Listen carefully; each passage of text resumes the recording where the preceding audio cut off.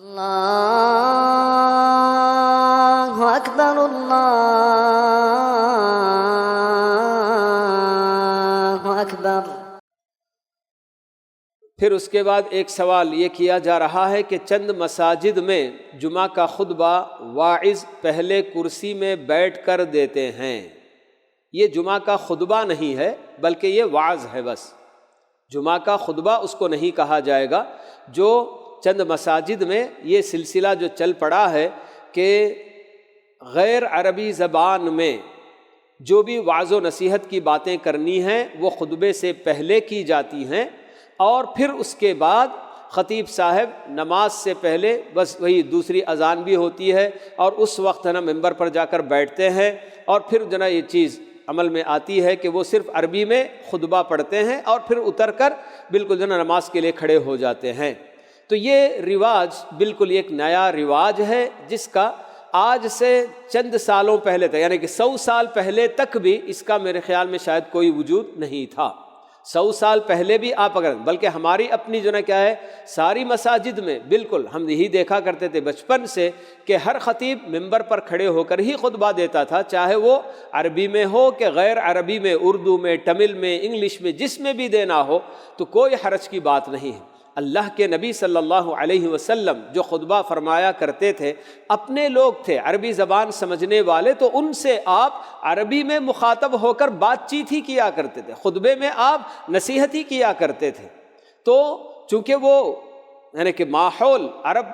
کا ماحول تھا اور عربی بولنے والے تھے، تو اس لیے ان کے لیے عربی میں ہی خطبہ دینا لازم تھا کہ عربی کے علاوہ اور کسی زبان میں دیا تو نہیں جا سکتا تھا ان لوگوں کے لیے۔ جیسے کہ اللہ تعالیٰ بتاتے ہیں وَمَا أَرْسَلْنَا مِن رَّسُولٍ إِلَّا بِلِسَانِ قَوْمِهِ، یہ اللہ تعالیٰ کا اپنا قانون ہے کہ ہر رسول کو اللہ تعالیٰ نے جس قوم کی طرف بھی بھیجا ہے تو ان کی اپنی زبان بولنے والا، ان کو اپنی زبان میں سمجھانے والا بنا کر ہی بھیجا۔ تو ظاہر سی بات ہے کہ ان کے اپنے اپنے وقت میں ہر رسول جو بھی ان کے اوپر ذمہ داریاں تھیں تو ان کے اپنی زبان میں ہی لوگوں کو سمجھایا کرتے تھے۔